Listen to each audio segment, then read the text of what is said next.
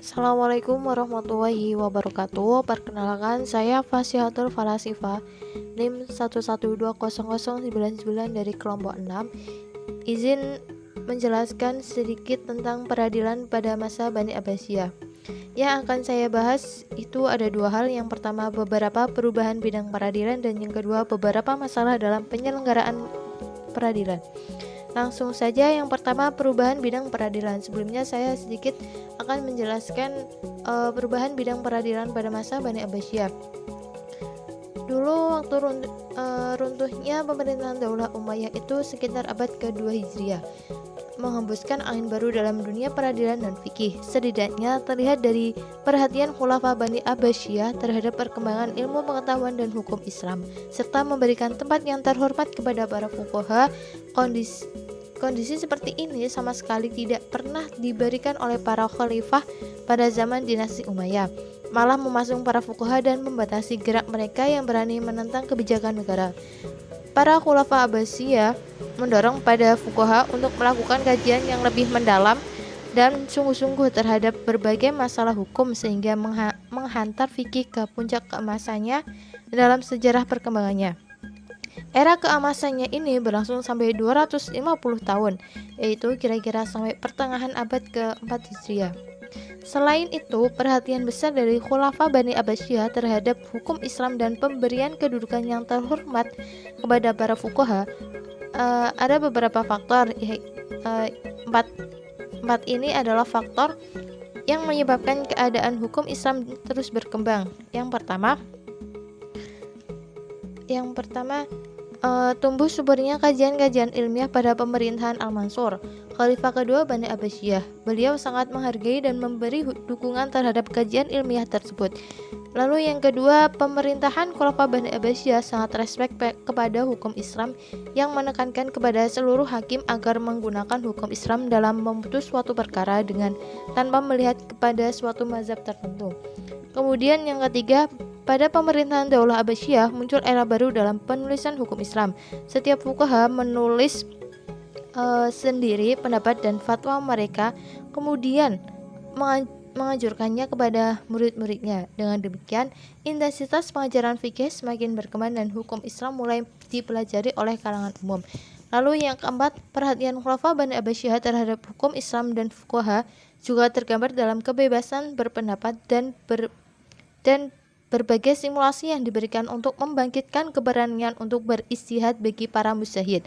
Sama sekali tidak ada batasan bagi mazhab tertentu yang mengikat para hakim untuk menentukan hukum sesuai dengan metodologi dan kaidah-kaidah istihad yang mereka gunakan. Lalu poin kedua yaitu masalah dalam penyelenggaraan peradilan itu ada tiga. Yang pertama, perbedaan pendapat tentang berbagai masalah hukum. Maksudnya, perbedaan pendapat ini tentang berbagai masalah hukum telah muncul sejak masa sahabat dan masa pemerintahan Bani Umayyah. Pada mulanya, perbedaan pendapat itu tidak luas sehingga kaum muslimin dapat mengatasinya dengan mudah. Akan tetapi, perbedaan pendapat ini terus berlanjut sampai pada masa pemerintahan Daulah Abbasiyah, yang dapat dilihat dari seringnya terjadi pertentangan antara hukum-hukum yang dikeluarkan oleh para mufti dengan hukum-hukum yang dikeluarkan oleh para hakim melalui putusan pengadilan. Kemudian yang kedua, penolakan pengangkatan Abu Hanifah untuk menjadi hakim di Kufah. Maksudnya Ibnu Hubairah, gubernur Irak, bermaksud mengangkat Abu Hanifah untuk menjadi hakim di Kufah. Tetapi Abu Hanifah itu menolaknya. Kemudian ia didera kurang lebih 110 kali cambukan. Walau demikian, ia tetap menolaknya sehingga ia dimasukkan ke dalam penjara. Melihat keteguhan hati Abu Hanifah yang menolak jabatan hakim tersebut, lalu Ibnu Hubairah melepaskannya. Khalifah Al-Mansur Al-Abbasiyah mendatangkan Abu Hanifah dari Kufah ke Baghdad dengan maksud mengangkatnya menjadi hakim, tetapi jabatan itu ditolak.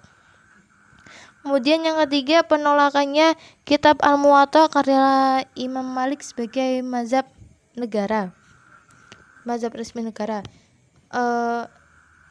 Maksudnya itu dari untuk mengatasi khalifah, sebenarnya itu untuk mengatasi yang tadi yang poin pertama ya, tetapi Abu Ja'far al-Mansur itu menolaknya karena dengan demikian itu sama kayak memaksakan rakyatnya untuk mengamalkannya. Tetapi Imam Malik sendiri menolaknya karena menurutnya hadis-hadis Rasulullah Shallallahu Alaihi Wasallam itu banyak tersebar di beberapa kota dan Al-Muwatta belum memuat semua sunnah Rasulullah. Berarti itu maksudnya kayak kurang apa ya? Kurang pantas lah untuk dijadikan mazhab resmi negara. Itu yang dapat saya jelaskan sedikit. Mohon maaf apabila ada salah kata. Sekian dan terima kasih. Wassalamualaikum warahmatullahi wabarakatuh.